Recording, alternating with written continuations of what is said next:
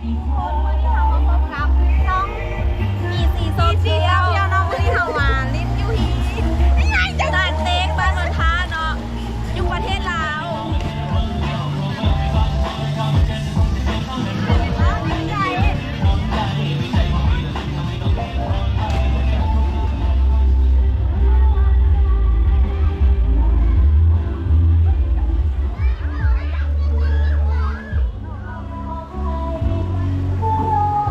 บรรยากาศดีครับพี่น้อง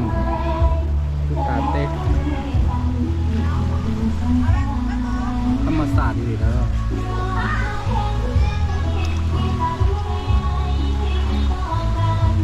น้ำกระใสพี่น้อง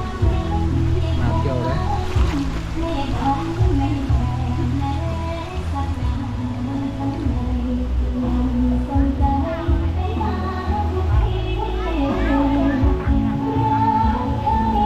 บรรยากาศดีครับพี่น้องเบนมาดิเบน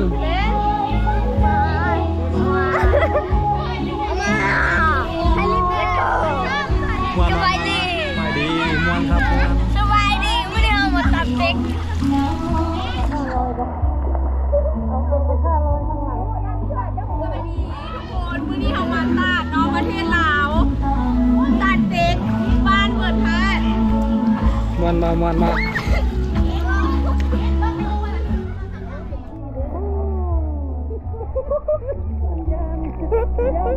เพื่อเอาหน่อยแท้ไปคนอ้วนน้ำหนัก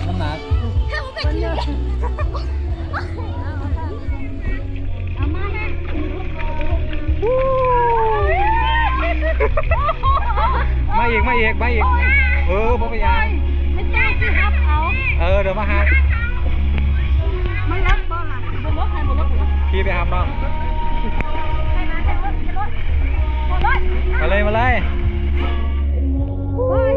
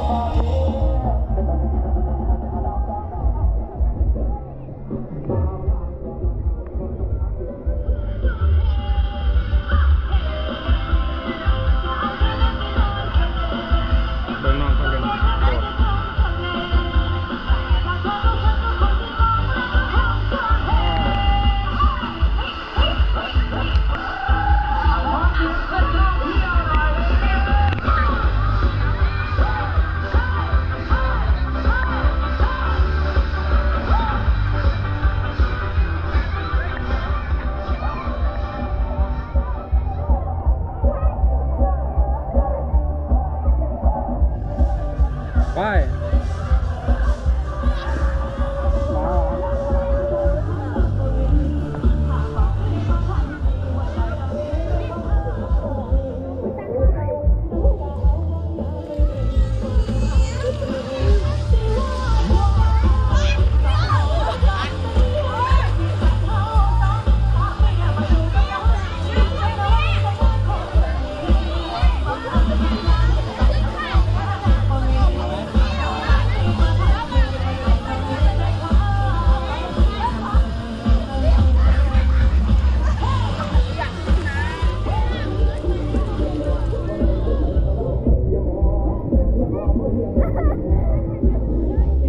เลิกไป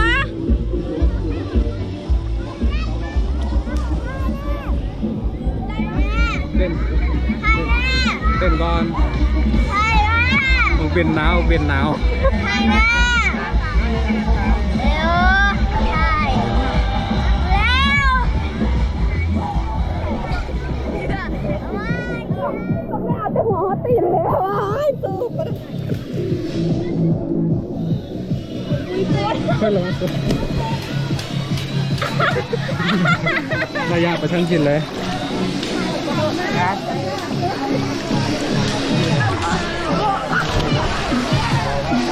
เฮ้เฮ้เฮ้เฮ้เต้นเต้น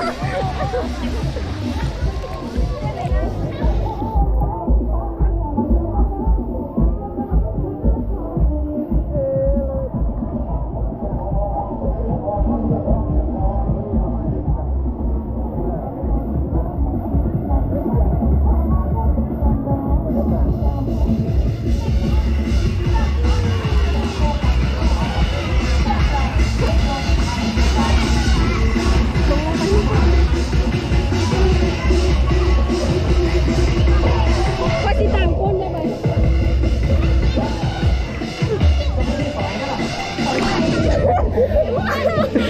สู้ชีวิตข